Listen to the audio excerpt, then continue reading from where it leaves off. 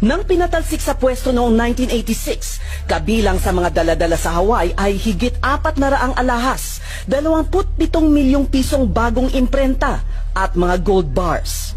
Nagsilbi bilang PCGG Commissioner si Ruben Carranza taong 2001 hanggang 2004. Para sa kanya, ang isa sa pinakamatibay na katibayan ng pagnanakaw ay ang makasaysayang pagsaoli ng Switzerland ng mga pera ni Marcos na nakatago sa kanilang mga bangko.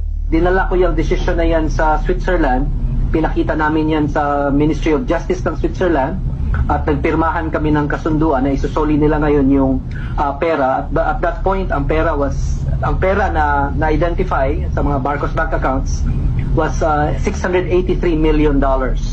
Taong 2003 nang isoli ang pera sa Pilipinas. Dahil sa pagkamatay ni Marcos taong 1989, walang nakuhang conviction ang gobyerno. Sa halip, isang forfeiture case ang isinampa at naipanalo laban sa mga Marcos sa Korte Suprema. May batas ang Pilipinas na pwede mong bawiin ang nakaw na yaman ng mga opisyal ng gobyerno kung maipapakita na yung kanilang assets ay lubhang mas malaki kaysa sa lehitimong income nila bilang mga opisyal. Kabilang sa mga kilalang pag-aari ng mga Marcos ay mga apartment sa Olympic Tower sa 5th Avenue sa Manhattan, New York.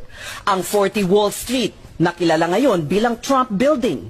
May mga painting ng mga masters kagaya ni Picasso at mga alahas na 8 milyong dolyar ang halaga na hindi pa naisusubasta. Ang pagtataya sa halagang ill-gotten wealth ng mga Marcos ay umabot sa 10 bilyong dolyar. Ngunit marami ang naging balakid sa pagbawi nito. For every motion na pinafile ng PCGG, halimbawa, merong 20 motion na ihahain ng mga Marcos. And it wasn't even serious motions. It's just to delay, to change lawyers. That causes what? 1 year, 2 years of delay.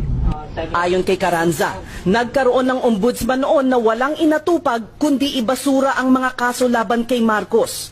Ngunit hindi maitatatwa ang kasaysayan. Ang importanteng tandaan na ang kasaysayan kasi hindi maibabago. History